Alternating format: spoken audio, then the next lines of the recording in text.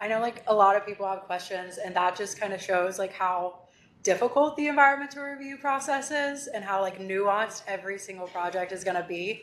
Um, so we do have a training that we did, I think it was last month, where we went through an entire environmental review where we like made up like an addition to the Truman Building and filled out every single form. And that was difficult. I messed up multiple times. I had multiple round of comments with like Ryan and trying to make sure everything was like right and perfect for you all. So that just goes to show that like we're still learning, you are still learning, and it's just a combination of us working together, because this stuff is hard. And regulations change every single day with environmental review, so just kind of bear with us, and we'll help you out as much as we can. So today we did this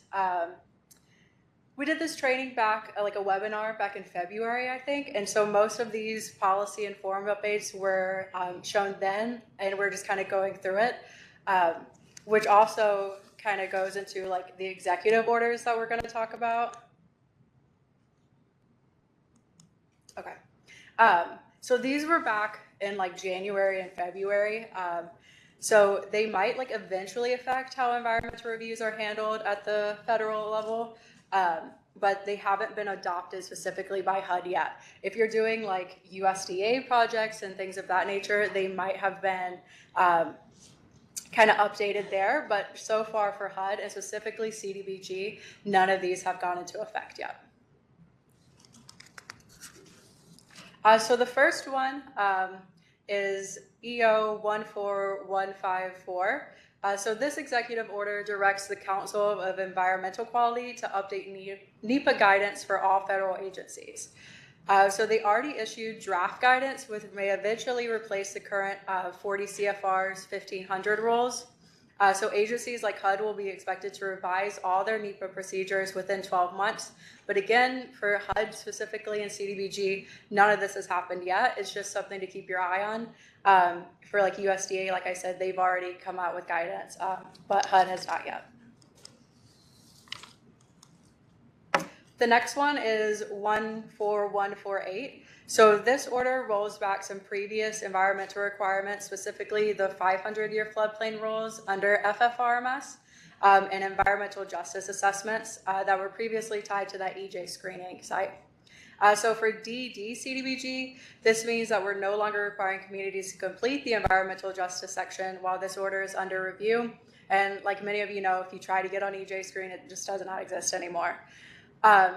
So if your community still wants to include that environmental justice analysis, there is an archived EJ screen tool available. But specifically in regards to FFRMS and that 500-year floodplain, like Missouri, for instance, whenever you contact like Karen McCool at SEMA, they're only doing 100-year floodplain. For CDBG, we're still requiring that 500-year floodplain. So just make sure that even if you get the letter back that says like you're not in the floodplain, and like you don't need to worry about it, or if you're in the 100-year, you still need to check and make sure that 500-year floodplain that your project isn't in it, and if you are, that you're doing those 8 steps.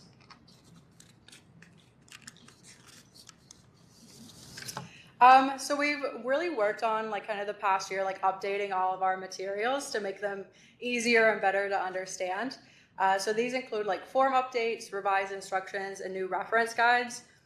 So I recommend like bookmarking the page that I have linked, so you always have access to like the latest version of our forms and guidance.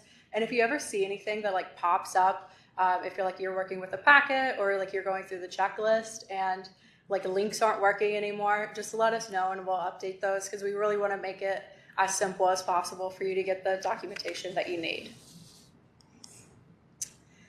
So to begin, one of the most important updates is section 8.9 of the admin manual. So it now provides clear direction on when a phase 1 environmental assessment is required and what it must include to qualify under CERCLA. So for example, it must be conducted on site by a qualified environmental professional, and we recommend phase 1 ESAs for all non-residential and large multifamily projects, but they're only required in specific cases. So if you're, like Ryan said before, if you're going through and you're doing like a ditch project and you're on the contamination and toxic report, and you're checking one of those, if it doesn't really match up to what your project is, if it's not going to harm anyone, then you really don't need to do like a phase one. So just kind of use your best judgment there. So we also have made several smaller updates in Chapter 8 to improve clarity. So these include updated CFR citations, guidance on exempt and CNST reviews, and revised tiered review forms. So there's also a new 2-week that follow-up requirement for the tribes that we put in the checklist that previously wasn't there, just so like whenever you're going through, you see that on there so you're not taken by surprise. We also updated terminology to reflect current HUD practices. For example, instead of referring to everything as like the special flood hazard zone, which was that 100-year zone, we have now updated everything to say FFRMS for the 500-year floodplain. Changes to the ER packets. So all of our ER packets have been streamlined and updated. They're now fully fillable PDFs, which also make them easier to complete and submit. We replaced any outdated text fields, added signature lines, and included embedded links to the relevant CFR citations. So these updates make the packet cleaner and more user-friendly, and they align with the shift from that, like I said, the 100 to the 500-year floodplain. We were running into some issues where like you could only type in like a single line, and it was like in the center of the text box. We fixed all those, I think. If you still run into it, let us know and we can fix it and update it again. But yeah. So amendments. So this is one big area we've seen a lot of questions on. So if your project changes but stays within the same scope, then an amendment for like the first 4 pages is fine. But if the scope changes, so like if you're adding like new activities or locations, you'll do a full environmental review. Also, if you're changing something like detail-wise, and you're like, oh, this could impact like endangered species, it might be best to just go ahead and fill out that page in addition to the first 4 pages of the packet. So just kind of, again, like use your best judgment, like you know your project's best. So make sure that you're kind of aligning everything up. And again, if you have any questions, like, oh, I don't know if this will, if this will be like a wild and scenic river, things like that, just let us know and we can help work you through it too. Next is fill and borrow material. So we've hit on this a couple different times, and it might seem like super specific to what we're going on, but it's like a really common issue that we see with all the CDBG projects. Is bringing in like the fill material, so that's like your soil or your gravel from another location, and that's especially if it's not part of your like original project area. So let's say like you're using dirt or gravel from a nearby quarry or a previously undisturbed site. So even if that location is just a few miles away, you can't just like ignore it from your review. You want to make sure that it's in there, and the fill site becomes your a part of your overall project scope. So that means it has to go through like the same environmental review process as your main project site. So first, you'll need to officially include that fill site in your project scope determination. Then you'll need to complete a separate toxic and contamination worksheet specifically for the fill site, and so not just for the main project. And then most likely you're going to send that off to SHPO and tribal consultation as well. So just like you would with any other project location.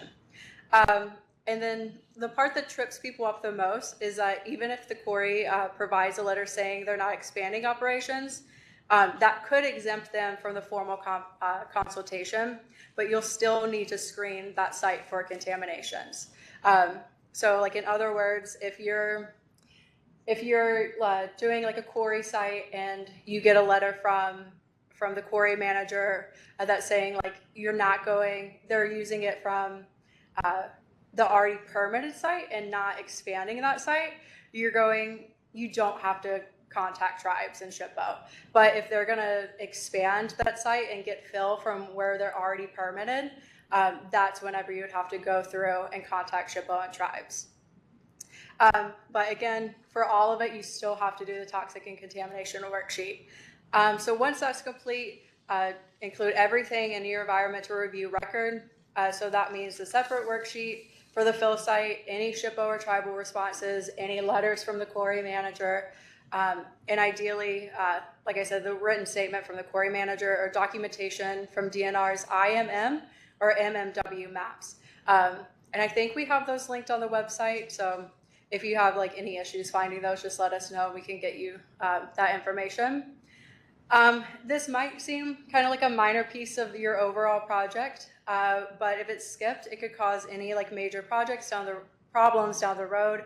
So treat any fill material coming from different location with the same level of care as your primary project.